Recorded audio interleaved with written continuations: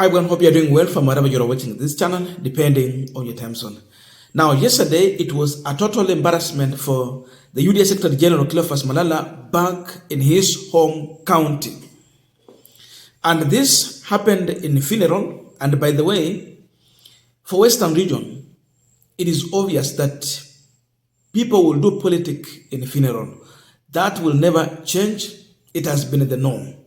So with this one, we anticipated that as long as politicians were in that funeral, politics is going to play because it's Mlembe nation. So Malala attempted to take over the program in that funeral, and at the same time trying to humiliate the Kakamega deputy governor, Ayub Sabula.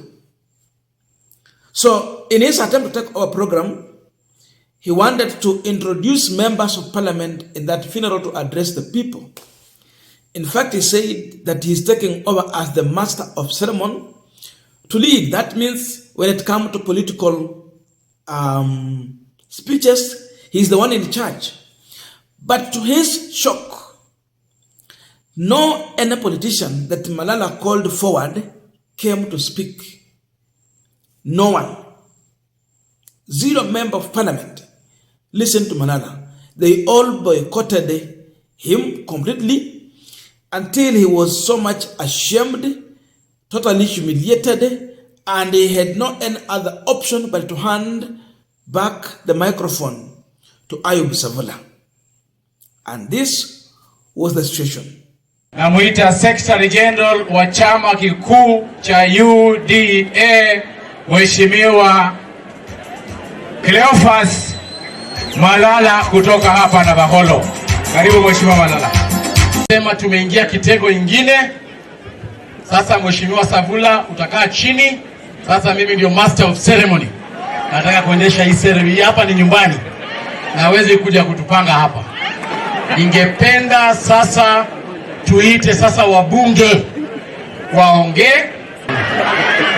Sasa tutaita sasa wabunge wetu wa hapa Kakamega na kutoka nje. Nitaanza na mbunge wa Lukuyani, Mheshimiwa ndugu yangu akuja aongea hapa.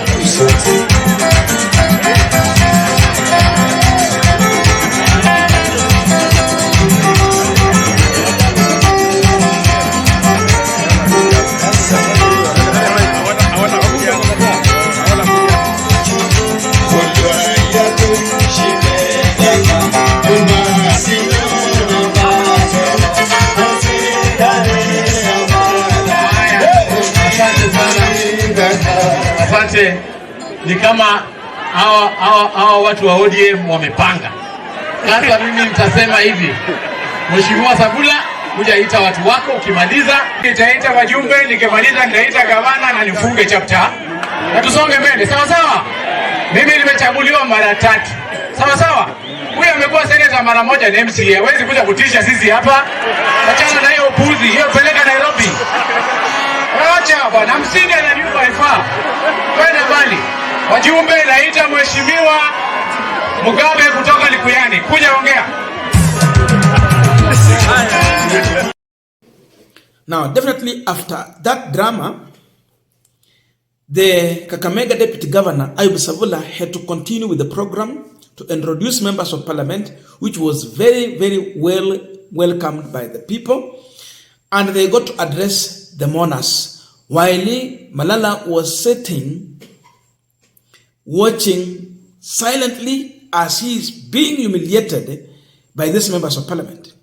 And Honorable Wamboka, all the way from Bungoma, in fact, he was elected on a DAPK party. When he took over the microphone, he lectured Malala on issues to do with humility. Malala was full of himself. It's like he's controlling politics in Kakamega. But he was told the truth and the reason why he was an unwelcomed person in his own home county. Godfrey Osot also addressed Malala that when he joined William Ruto, he learned how to lie because his father, William Ruto, is a liar. And therefore, Malala was full of lies. He even attempted to talk about the issue of finance bill and how members of parliament voted. Before he could sit down, Ayub Savula had completely destroyed him because he was able to mention members of parliament and how they voted. So Malala ended up remaining with rotten egg in his face. It was a total humiliation for the UDA party and its leadership. Hawa kina ndugu zangu Malala. Na Malala, wacha nikwambie. Humility kwa mwananchi wa chini. Hawa wananchi ndio wanakuweka kwa vyeo huko wanakuweka. Hiyo kiburi ya chama cha UDA, hawa wananchi ndio watalete chini. Hawa wananchi ndio watalete chini. Na unajua, ukienda mahali uliza watu, kaa chini, angalia mood ya watu. Hawa ni wananchi ambao wameumizwa sana na serikali ya UDA. Kama ingekuwa mapenzi yao, wewe haungeongea hata. Sasa ukipewa sauti hapa, kipaza sauti, wewe ongea na uende pole pole. Kakamega oye! Unajua Mheshimiwa Kileo ni rafiki yangu sana hata saa hizi. Lakini nimeshangaa sana, alikuwa mtu mzuri, mtu anasema ukweli, lakini kwa sababu amekaa na Ruto amejifunza uongo.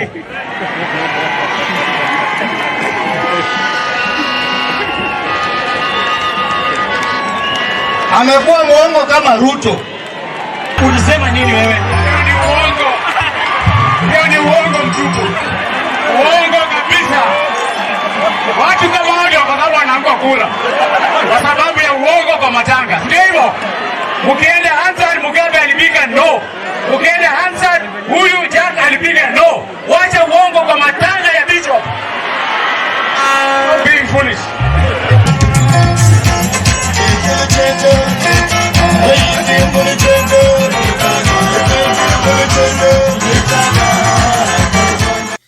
Now, as we continue with the panel discussion, just a quick request for those who are watching and you have not yet subscribed, please consider subscribing. To our returning subscribers, I must say thank you so much. And again, to all our viewers, please give this video a thumbs up. Thank you so much, and back to this discussion. Now, for those who think or believe that UDA party has a say or a stake in Western region politics, you have to watch this. Then, as you talk about that, you will have the truth. In this funeral, the reality has come out and you can understand the real picture here. Kakamega defines Western region politics. For you to understand how Western is going to vote, watch careful on how Kakamega is voting. Sababu hapo ndio siasa za Kenya zinaanzia zikisonga. With that, the truth is that UDA party has 0 members of parliament in Kakamega county. ANC has 2 members of parliament. The rest is for ODM and the one for DAPK party, Peter Salasi. So imagine Malala understanding this, that this is not a UDA or a Kenya Kwanza stronghold. My friend, you have to humble yourself. But because he refused to humble himself, he was forced to humble. By force, he was humbled. So you cannot come to brag about introducing members of parliament where none of them was elected on your own UDA party. They refused. And I think this is a political lesson, a good one, that other people should emulate. Malala, you want to introduce us as who? You are a UDA Secretary General, but now we are ODM. You don't have business here to introduce us. So in an attempt to humiliate the Kakamega DG, who has been a member of parliament 3 times, Lugari, and he was part of the ANC leadership. In fact, when he left ANC, He left with all officers because he was in charge. He was the one even paying those staffs and those officers. Mudavadi hakuwa anajua na hakuwa anafanya kitu. But Savula was in charge. That's why it was very easy for Savula to move with those officers. Sababu hata yeye alikuwa analipa rent. So indeed, Savula is senior to Malala in politics. When he discovered that he cannot become the governor, he humbled himself, akakuwa nyuma ya Fernandes Baraza, and now we have a coalition government in Kakamega, whereby even Ayub Savula himself has his own people appointed to that administration. So this is a coalition government, but Malala want to humiliate him. It failed. So the reason number one, UDA has no say in terms of elective members of parliament in Kakamega. Secondly, UDA has brought a lot of problem to Kenyans. You check on their finance bill, their policies, we are in a mess. So Western Province is part of the region that, understand that our problems start and end with the UDA party. Shida zetu zimeanza na UDA, zinamalizwa na UDA party. Because of that, you can't, and by the way, even the crowd, the mourners, you would listen to them, you would see the reaction. You would hear some noise from there. They were not in agreement with Malala because they have suffered. And Wamboka told them just right away that the problem with these people, it is the suffering created by your regime. A regime that you are serving now. So you can't come here and brag and you want to take control of everything. No, it cannot happen. Cost of living. He even attempted to mention some names that, hao watu ndio walipiga kura kwa bunge, mimi siko kwa bunge. Kwa hivyo vile walipiga kura ya kusema vitu ziongezwe bei. Wali support finance bill 2023-2024. It was a fat lie. But Savula and Osot immediately pounced on Malala and destroyed his lies. Because they were able to mention, this member of parliament voted no, this one voted no, they don't support. ODM did not support the finance bill. And if you go and check, mainly those who members of parliament elected on ODM ticket in Western region, majority of them did not support the finance bill. No, they did not. But Malala was trying to create a perception that our problem was created by the parliament and these members of parliament are a part of that house that created this problem. No. Hawakupigia hiyo kura. So definitely Malala was humiliated. To some extent, UDA party was humiliated in Kakamega. Imagine this is the one of senior most leaders in the pecking of UDA party.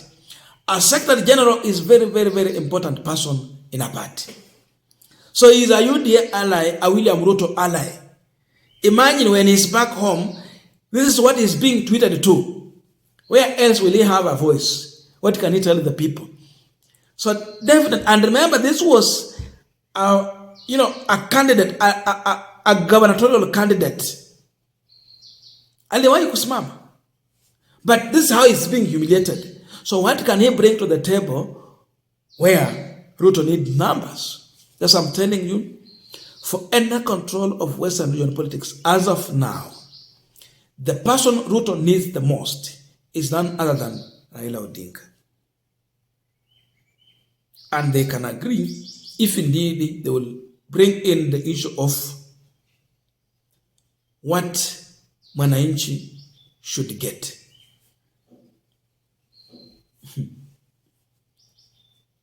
And that's the way to go. So Western haiko tayari kwa Mheshimiwa William Ruto na wafuasi wake. They don't listen to that voice.